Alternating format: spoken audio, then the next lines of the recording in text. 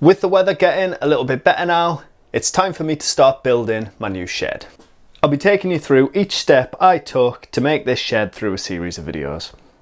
And in the first one, I'm going to be laying the concrete base. Now, if you're watching this video, you've probably watched other shed-based videos that are completely over the top. In this one, I'm going to show you the basics of putting down a concrete base, without having to spend time and money on all of the overkill things. There's no sub-base under it, it's not packed full of rebar, and it's not troweled to perfection, but it's just a shed base. It's going to be plenty strong enough for any shed that you're going to build on it, and at the end of the day, it doesn't have to look like a polished concrete floor because it's just a shed. If you've got any questions, leave them in the comments, but let's get started. The first step is to make the forms for your concrete. I'm using some cheap 4x1 gravel boards for this. If it was a more substantial build, 4x2s would be better. But the gravel boards are fine for this and much cheaper for the longer lengths. Using these will give me a 4-inch slab at the end. My base is 12 by 6 feet, so I'm measuring and cutting my timber to length and then screwing it together to make a rectangular frame.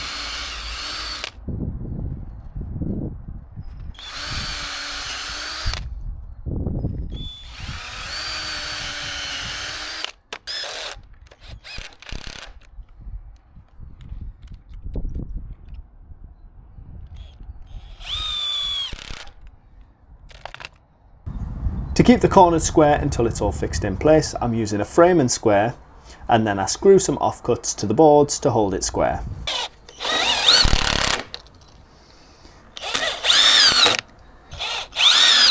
I then put it in place and go around with some spray paint to mark the area that I need to clear.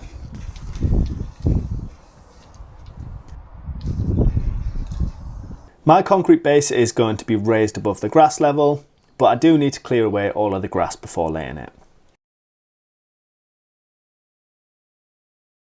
That green mesh that you can see there is a reinforcement we put into the lawn when it was first seeded to help stabilise it from where our dog used to run up and down like a madman.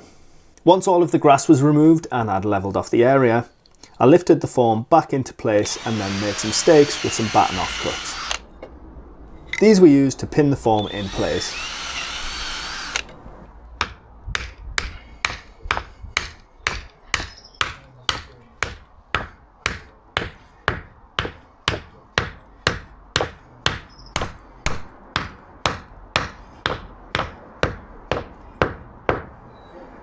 Whilst doing this, I'm constantly measuring to make sure I keep the form square and each side parallel.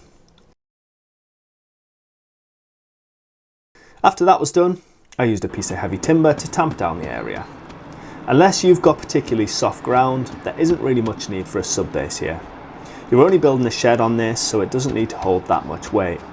And if you know anything about concrete, you'll know it's seriously strong stuff. Some people may cry in the comments saying that you've got to put a sub-base in, but for a shed, you really don't. You can also make an easy sub-base from the soil by mixing cement into it, which is used in industrial projects as a strong sub-base.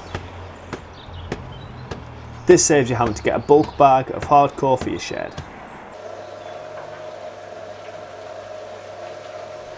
Next up, it's time for the concrete. I put the first mix on, which is 5 parts ballast to 1 part cement. If you're not familiar with ballast, it's a mixture of gravel and sand. You can also use aggregate and sand and cement, but ready mix ballast is easier and normally no different in price.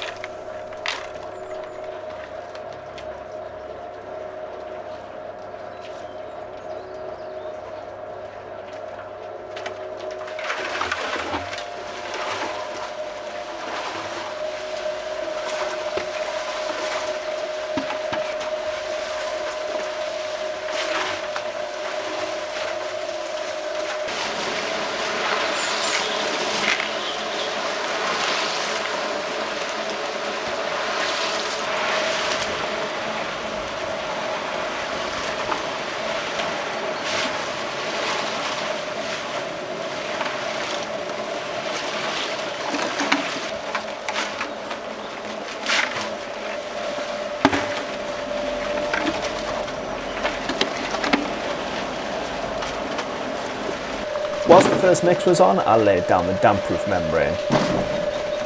This is definitely a step that I wouldn't skip. It's going to make your shed watertight from the ground up. If you skip this step, when it rains, your shed floor will soak up moisture and it'll start to rot your timber.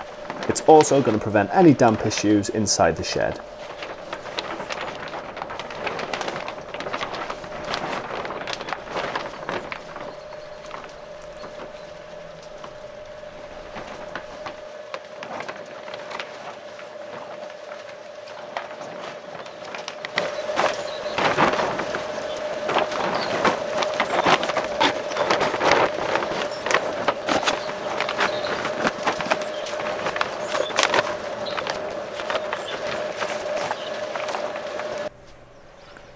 I had some waterproofer and some SBR left over from a previous project, so I mixed some up to add to the concrete, but this step isn't required.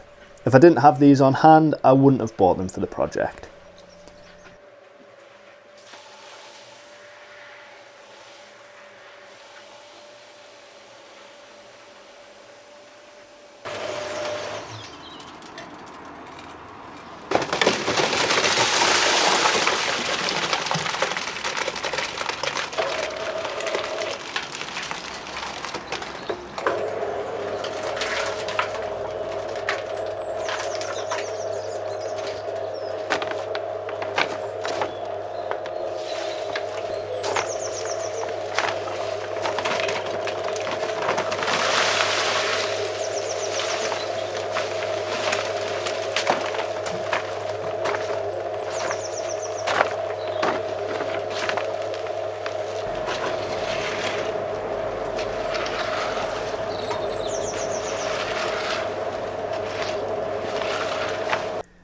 Laying the concrete is a fairly simple job.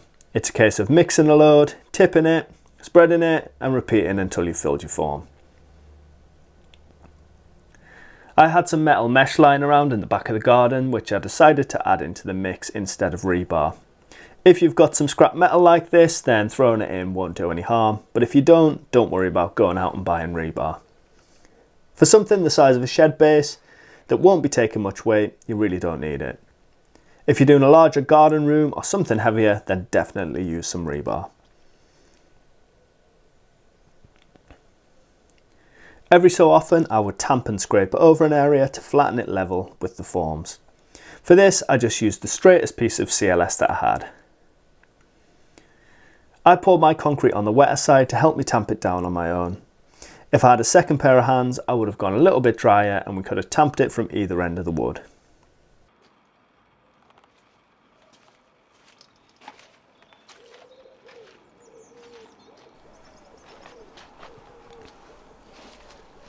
When I got to the final pour, I then screeded it with the timber back and forth a few times.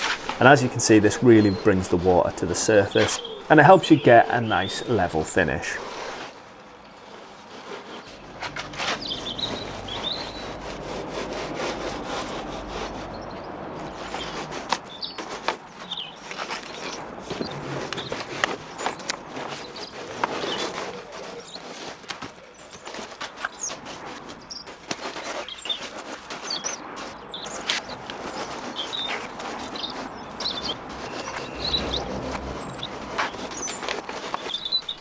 This is how I left it at the end of day one. It was late in the day and the temperature was cool, so I knew the concrete wouldn't be drying out too quickly.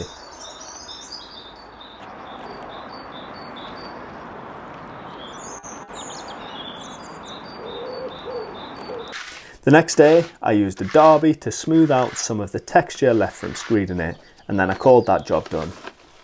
You could then go on to a trowel finish, but I didn't for a couple of reasons. Firstly, it's just a shed floor, so it doesn't have to be perfect and it's going to get scuffed and marked over time. And secondly, the only trowel that I had was falling apart and covered in old concrete and mortar from a while ago, and I wasn't bothered enough to go out and buy a new one for this.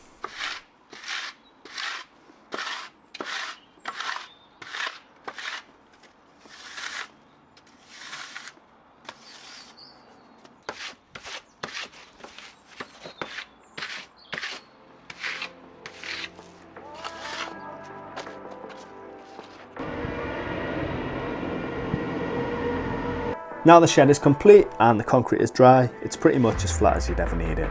If you've enjoyed this video, please do subscribe to the channel. This is video 1 of a full shed build DIY series, so make sure you stick around so you don't miss the next videos, and I'll see you in the next one.